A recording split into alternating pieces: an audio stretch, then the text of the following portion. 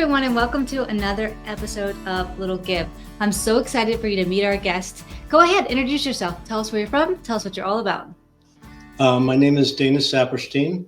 I am a clinical psychologist in Santa Barbara, California. I've been in practice for about 35 years, and I specialize in trauma, but I also work with people, helping them resolve relationship issues and people that are suffering from anxiety and depression. But the main thing I do actually is hypnotherapy with people that have been sadly very severely traumatized in many different ways. Oh my goodness, this is so interesting to me. How'd you get started in this field? I actually, when I was about 21 years old, I moved to Santa Barbara and I was going to UCSB, the university here, and I wanted to go into therapy myself because I come from a very difficult, extremely traumatic background. And luckily enough, I got introduced to a psychologist who I spent almost a decade in therapy with, and he's the person that actually convinced me to become a psychologist because as he got to know me, he told me that he believed that I had what it took, and he actually became a part of my graduate education, and then I kind of took off from there. Wow, I think that's so interesting. And thank you for sharing because, there's a lot of people out there who are listening who maybe have experienced trauma or maybe they've been through a rough start and they feel like they can't be successful. So seeing you on the show today can really inspire them to hey, really can do whatever you put your mind to. So can you give the audience a couple of tips of what they could do or a little backstory of what you've gone through to get you to where you're at today? Well, I mean, when my trauma started when I was about 4 years old, I had a really awful experience. I had to go to the hospital and get surgery, and I was actually molested by an orderly in the hospital. And he told me that if I told anybody what he did, that he would kill me. And so when they were wheeling me into the operating room, I thought that they were getting ready to kill me, especially when I was going under anesthesia. So I blocked out that experience all the way until I was in my 30s. And then I started having really terrible nightmares. And using hypnosis, I was able to recall what happened to me that I blocked out because it was so traumatically difficult. I also, I would say, suffered from emotional neglect. And my parents had a really difficult time sort of raising their children because they came from awful anti-Semitism and poverty. And so things were quite difficult for them. Wow, I think it's real proof. And, you being here today, just showing people that there's always other options. Tell us a bit about hypnosis and how that works. I've myself never been hypnotized and I really don't really understand what it is. So I'm sure there's somebody who's watching this show that can really benefit from you explaining exactly what that is and how it works. Well, before I talk about hypnosis, I just want to say that the main thing that I try to help people understand is that you are not your trauma. Whatever it is that's happened to you or what didn't happen for you in the name of neglect, it doesn't have to define who you are as a person. It's definitely something that has had a really, terrible effect, and it does create symptoms that are overwhelming. But I ask people not to identify with their trauma if they can do the best they can not to do that, because it is possible to heal trauma. I like hypnosis because when you're being traumatized, you go into a trance in order to cope. You go into a sort of a fight or flight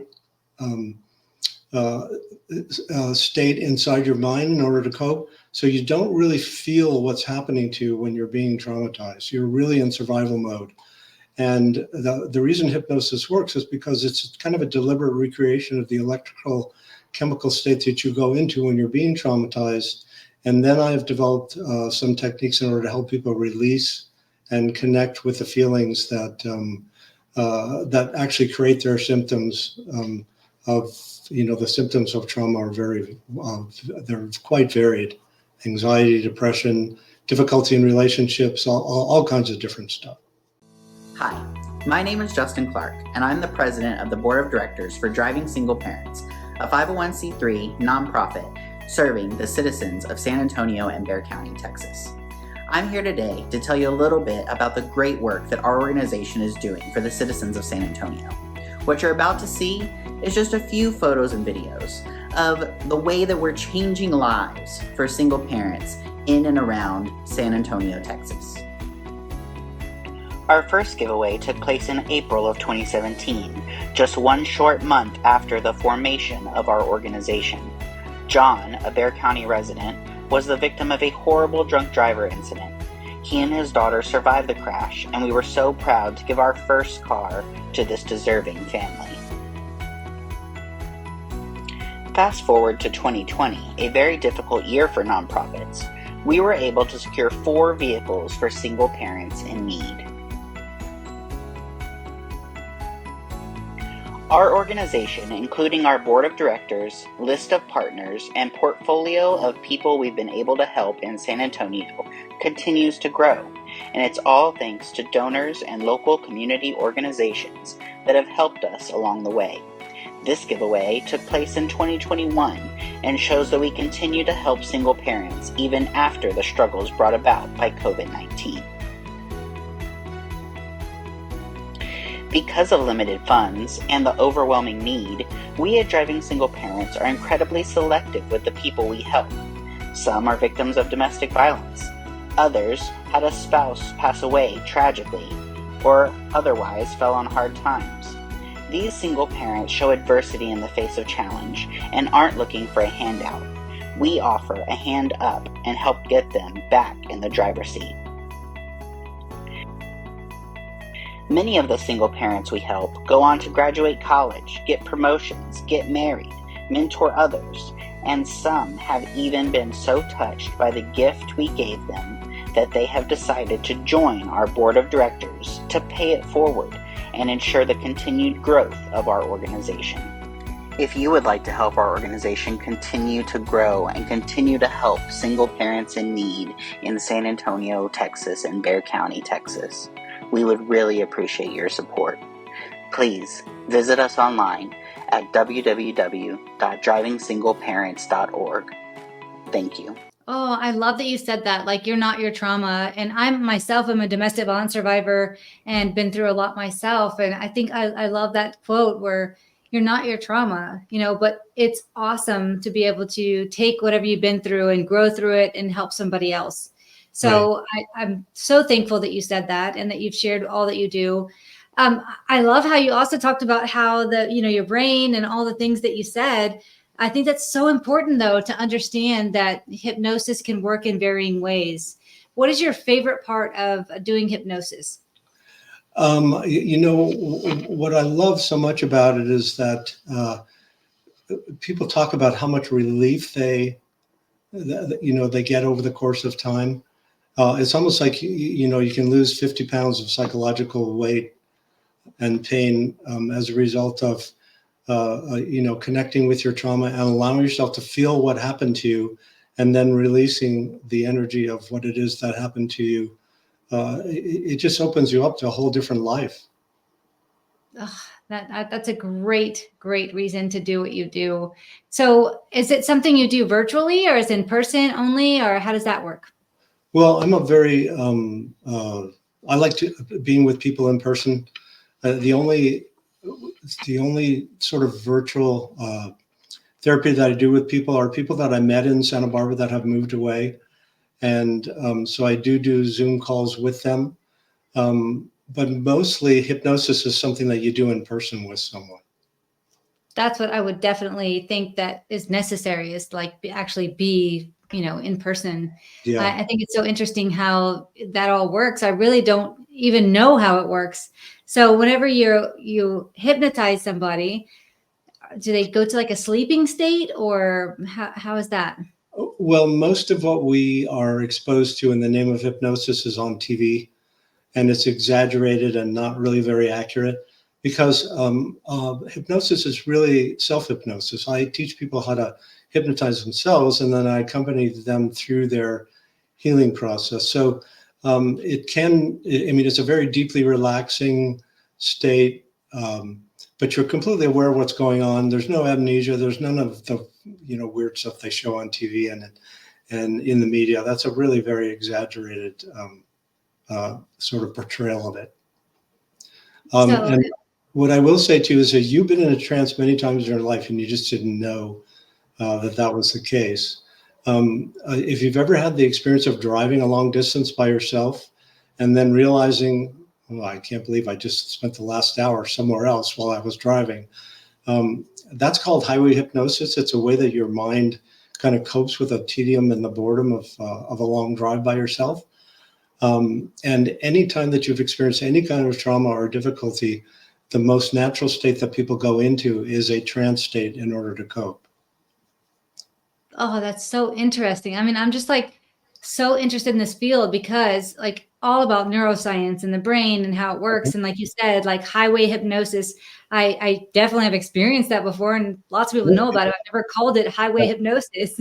So I think that's really, really interesting, but it makes sense. I think a lot about how our brain is, and we talk about filtering things. Our brain takes in so many things every single day, and it only shows you what your brain thinks is relevant to you, right? So I think it's just very interesting how all of a sudden you start seeing things or hearing things that you didn't hear before because your brain has decided that it's relevant.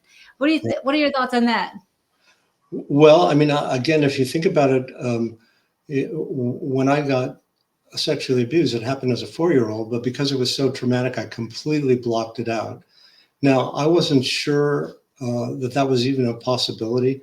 When people say, well, I don't remember what happened, it was kind of hard for me to believe it till I went through the experience myself, because I went through a decade of therapy and it never once was brought up as a concept that something like that could have happened to me. It's only when my daughter became 4 years old that it reminded me of what I was like as a 4-year-old. And that sort of image started triggering memories on an unconscious level that then propelled me to figure out what it is that actually happened to me that was creating the nightmares.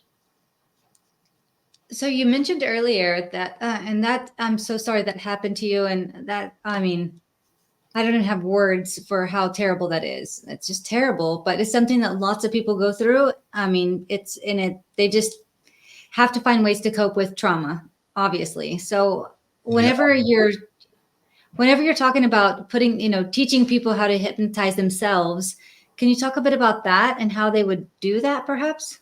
It's actually a really simple procedure.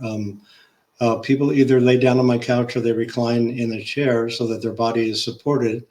And then I take them through a very brief relaxation exercise. And then I count down from 10 to 0 and ask them to picture the numbers in their mind. And it's really quite simple, actually, because if your intention is to heal, you're going to go into a trance state. And I think we all have a template inside of us that dictates the sort of order of things that start to come up.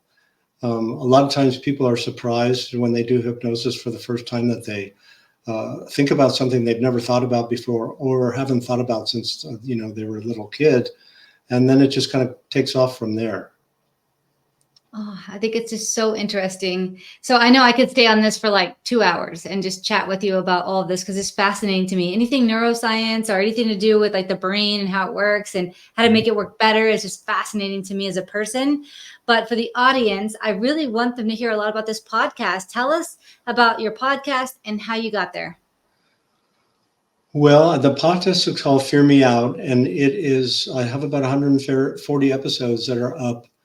Most of the episodes, probably 80% of them, are people that have come in to describe the things that they've been through and their journey toward healing, because I want people to know that that healing from trauma is possible. And so I find really interesting people that are willing to come and talk about quite difficult things that they've been through. I also do some episodes on specific topics. I'm just in the process now of doing a series on ADHD so that I can educate people on what that set of symptoms is all about. And I interview professional people in my community that I trust and that I refer to so that people can know what to look for when they're looking for help.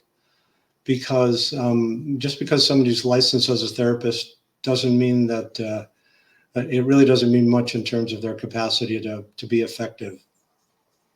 Oh, I could not agree more. I love this. This is incredible. So, I myself have been diagnosed as ADD, and also had, a few of my children that have been said that they're ADD. Tell us a bit about that and how that what your recommendations would be on that type. Well, I interviewed a psychiatrist who in Santa Barbara is in my mind, he's the best psychopharmacologist in town, because part of the treatment for ADHD is medication for a lot of people. And then just yesterday, and this episode hasn't been put out yet, I interviewed the foremost sort of behavioral expert on ADHD here in town. And he was quite fascinating in terms of how he helps both adults and children manage those symptoms. That's incredible. There needs to be more research. What are your thoughts on self-management or medication? Do you feel like medication is the way to go every time, or do you think that self-management is something that's possible? Well, I think that medication, not just for ADHD, for depression and anxiety, is sometimes very much warranted. A lot of times, psychological symptoms have a biological basis in our brain. And so part of my job is to help people understand the difference between the psychology and the effects of the experiences you've had, and that creating your symptoms. But there's also the component of the genetic part of things, that people inherit a predisposition toward anxiety and depression. And so under those circumstances, I think medication can be quite helpful. Hi, my name is Andrew Fraley, and I believe that sometimes we all need a little bit of help. If you're in the San Antonio community and you need some legal help, call me at 210-725-4658. Oh, okay. Okay. So kind of both ways, right? So it depends on the, specific situation. Yeah, I totally see that. Yeah, I wasn't diagnosed till I was an adult, really. I mean, early on, I was told, hey, you talk too much, you move too much, all the things, right? My nickname, Chatty Cathy. Also my nickname of help, I'm talking and I can't shut up, right? So all the things. But I wonder how much of that has to do with like someone trying to fit you into a box, and you being you. What are your thoughts on that? Well, what makes me different than most therapists is that I was trained to diagnose people and then come up with a treatment plan. And I think that that's actually in some ways quite disrespectful, because most people that have come to see me believe that there is something wrong with them because their symptoms are very debilitating. And so my idea is to help people understand that your symptoms are a form of communication rather than a statement of pathology. So my idea is that your symptoms are designed to help me understand what's happening on a much deeper level inside of you, rather than that there's something wrong with you. And that's a very different way of approaching helping people and doing therapy than the way that I was trained. Because it's bad enough that you feel like there's something wrong with you, but if your therapist agrees with you and then looks at you like you're sick or whatever, I just don't think that that's respectful. Oh, that's beautifully said, because that's so true. Whenever you have any kind of, whether it be diabetes, heart disease, whatever it is you have, whatever kind of symptoms or issues you're having, you do have that doctor sit across from you and say, hey, you know what? You are talking too much, or whatever it is. So I love that approach where it's like, hey, it's not that there's something wrong with you. It's that, hey, let's find a plan that works best to make sure that you feel better about you and what you do. I had the recent experience of, I don't know if you guys know anything about the fire and mudslide we had here about 5 years ago. There was a very devastating fire and then a mudslide that killed, I think, about 25 people. But a bunch of other people got swept away by mud. I met this woman came in to talk about the fact that when she was 14 years old, she got swept about 500 yards away from her house and buried under 20 feet of mud. And there was a tiny little air pocket that she was able to kind of keep herself alive for 8 hours while they dug her out of the mud and the debris. And she lost her father and her brother. They both died. And her mother was very, very seriously injured also. So you can imagine the kind of trauma that this young 14-year-old girl suffered. She's now 19 years old and doing really well, but she's had lots of therapy. And mostly what the therapists have told her is that her anxiety and her depression and the fact that she developed an eating disorder are signs of mental illness. And I was so heartbroken to hear that the normal reaction to trauma was labeled as psychopathology. Because if you can imagine going through an experience like that, and it doesn't sort of completely destroy your life and create symptoms that last for years, there's actually something wrong with you. So part of what I helped her understand is that she's not mentally ill. And the reason she has those symptoms is because the trauma has not been fully resolved. So that's kind of an example of how I ask people to look at things. Oh, that's a tragic story, but at the same time, I love that your work was able to help her. Can you give us some of the ideas of what you told her, or maybe somebody who's watching right now has been through a terrible trauma and they're feeling like their life's over. Maybe they've been diagnosed as mentally ill. What advice would you give them? Well, I will say that every person, especially as a child, that's ever been traumatized, whether it's sexual or emotional or physical or neglect or a combination of those, every child blames themselves for what happens to them.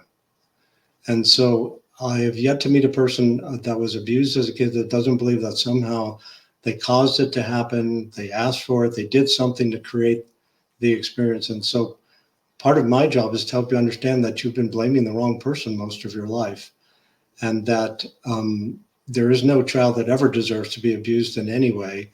And it is natural to blame yourself, but that's only because as a kid, we can only think in black and white terms, and we don't really fully understand what's happening to us.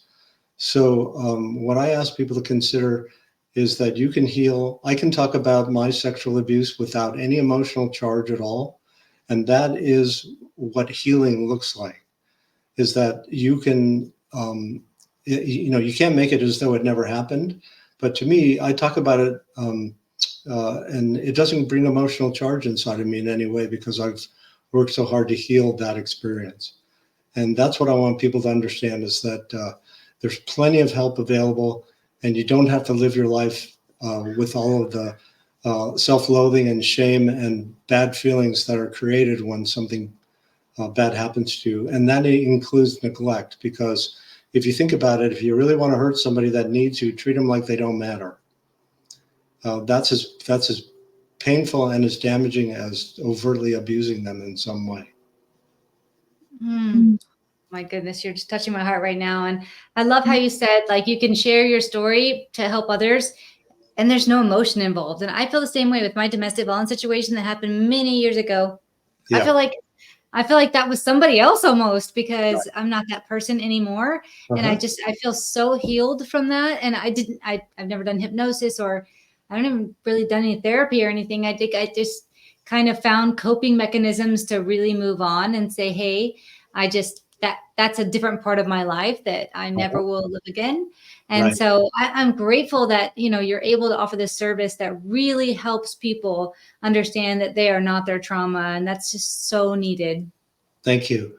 I will say to you, I joke with people that when I go to Costco, they say, oh, Dr. Kleenex is here, because I would say that my biggest expense is gigantic boxes of Kleenex, because it is, hypnosis is not a pain-free experience. You really do have to dive into the depth of who you are as a person and really allow yourself to feel the shame and to feel the pain and the sadness and the fear and all the different emotions that go along with whatever it is that happened to you.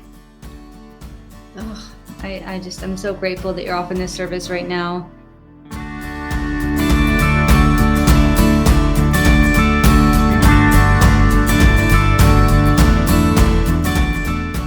I would love to just kind of switch off topic a little bit and ask about my little give question. So obviously this show is all about little give, and you've given such a big give to this world. I just want to touch on something little that somebody out there could do that, they might just be a little give on their end, but might make a big impact. Do you have any ideas? Well, if you think about what it feels like to give, I think that it feels really good to be of service and to be kind to other people. Generally speaking, I think we're much better at giving than we are receiving. Generally speaking, and so I think that part of the healing process is doing the best you can to be kind to other people and not to buy into the narrative that's going in our world right now, which is that if you don't agree with somebody, that you should hurt them. Because I think our political situation is incredibly dangerous because we're being encouraged to be 4 years old in the way that we handle our emotions, which is, hurt the people that don't agree with you. And I think that's very dangerous and extremely upsetting for me. So I'm a big advocate for being kind and doing the best you can to sort of go out of your way to help other people. I mean, that's why I started my podcast. It's not a money-making venture by any stretch. It's a public service. And I started it because I felt like I wasn't helping enough people because, I can only see a limited number of people in my practice, and I wanted to reach a larger audience. So I think giving is really important. Oh, giving is so important. I love how you said that, you're working hard to just spread kindness. And I think that's something our world needs a lot of, That's right for sure. now it's like bad news sales. People want to hear the latest hurricane. They want to hear the latest, whatever, Yeah. catastrophic situation that's happening and whatever's in politics and whatever, like everything bad, like bad news sells. And that's one of the reasons why I started this TV show, is because I want to show that, what, our world is not perfect. It's not. Right. But there's a bunch of people like yourself in this world who are working very hard to make it better every single day. And so highlighting good news, it's a big mission of mine. So I'm grateful that you shared that. I think it's really, really important, especially because if you scare people and you make them feel bad about themselves, then they're much more easily controlled. And I think that that's why the media does it. And I think that's why politicians do it, because they're not part of the world that you and I live in terms of kindness and generosity. Their world is self-serving. And unfortunately, it seems to be more extreme as time goes by. Oh, I mean, self-serving is a really hard thing to overcome for some people. And I'm grateful there's people like you who are not like that. So I'm going to move to my second question now, which is, can you give us an example of a time in your life where somebody did something nice for you? Somebody did something little for you that might have just been, a small give on their end, but really made an impact on you in your life. Well, I talked a bit about it before, in that when I found the therapist that I started working with as a young 20-year-old, he went far beyond the call of duty, and actually he changed my life, and not just in an emotional way, but he helped me find my career. And then when I started my career, in a medical office with a doctor that ended up becoming one of my best friends, and he helped me start my practice. So I've had some amazing mentors come into my life and go out of their way to help me sort of achieve the goals that I've wanted to achieve. And that's why I try to help as many people as I can, because I want to return that favor. So I help people become therapists. When I meet people that I think have what it takes, I do the best I can to help them understand that if they decide they want to, I'll do what I can to help them get to that same place that somebody did that for me.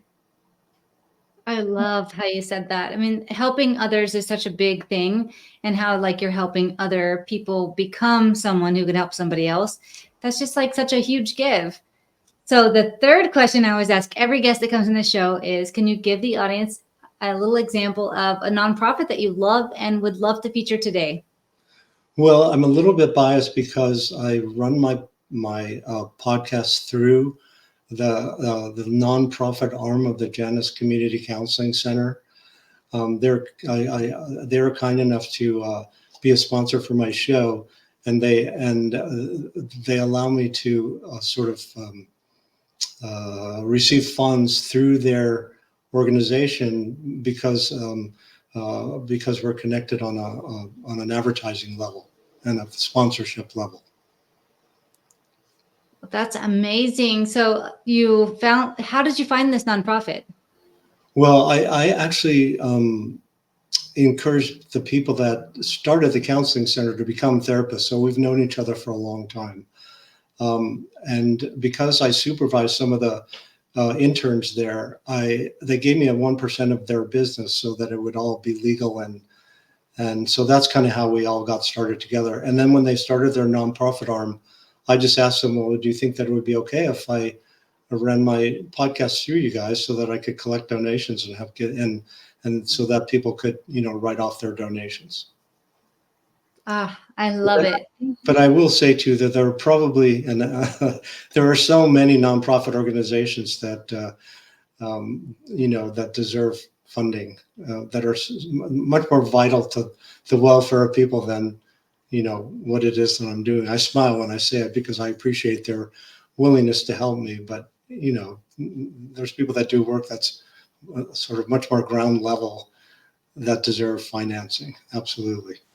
Well, I think there's nonprofits in every single sector, whether it be just something that's vital, like eating, or, something like mental health, or like, all the different things. I mean, I think all of these nonprofits are vital and they all have a place in our world. So I love that you featured this nonprofit today.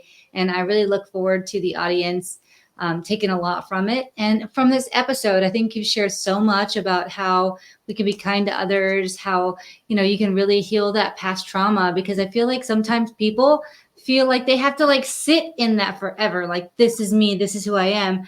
And Right. You don't. There's relief available. And I love how you're sharing that relief is available through your work and other people who do the same work. So Right. I'm just so grateful that you've shared this with us today. So thank you so much for being on. Oh, you're so kind to have me. I really appreciate it. Can I say one last thing? Absolutely. Please don't let money get in the way of getting the help that you need, because there are lots of therapists in training that are very capable and they charge very little for their services. So I just encourage people to do the best you can to get some help, because healing trauma is something you need to do in the context of a therapeutic relationship. I love how you brought that up, because that is one of the things that people really struggle with is they try, like, it's hard to ask for help in the first place. But then when you ask for help and you hit a brick wall because you don't have the finances, it's hard to ask again and again and again and again. And so it's so important, like what you said, there are services out there and it's hard for everyone to seek out and find those services. So I would love to add something in the show notes that says exactly where maybe people can find more information. Would you be willing to provide those links for me? Oh, sure. Absolutely. I mean, again, it's pretty simple. If you just get a hold of the local psychological association of your community, they can put you in touch with counseling centers that are low cost, if that's what you need. It's really that simple.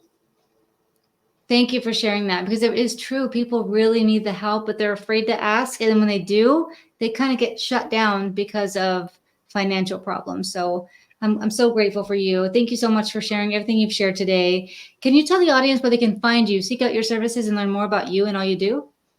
Well, you can either go to fearmeoutpodcast.com or danasaperstein.com. That will take you to my website.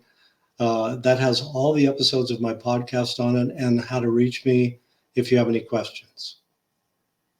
Well, I cannot wait to learn more about you and all you do and follow your story and listen to your podcast. I'm really looking forward to it. And you've added so much value to this episode today. I'm so grateful. And for everybody out there who's watching, go find out more, seek out his services. And if that nonprofit really resonated with you, please go visit that website, learn more about that nonprofit and all they do. And if you can, donate $1, $5 really makes a huge impact to a nonprofit. So thank you all so much for watching. And thank you so much, Doctor, for being on today. I'm so grateful for you and your time. You're so kind. I really appreciate it. It's a great opportunity. Thank you so much for watching this episode of Little Give. If you would like to learn more about how I highlight ordinary people doing extraordinary things to help others, or maybe you'd like to be a guest, or maybe you know a nonprofit that you would like to see featured on a future episode of Little Give, you can find all the information on our website at littlegive.com. If you'd like to get involved with our kindness clip segment, please do send in those videos. Send them via email to cindy@littlegive.com, or you can tag us on any social media under Cindy Witteman or #LittleGive. If you'd like to know more about our podcast, you can also find us on all major streaming platforms under Little Give Podcast. Please do find our Facebook group under Little Give TV show and join it. We'd love to keep you up to date with future episodes. Thank you all so much for watching, and I can't wait to highlight the next ordinary person doing extraordinary things to help others. See you next time.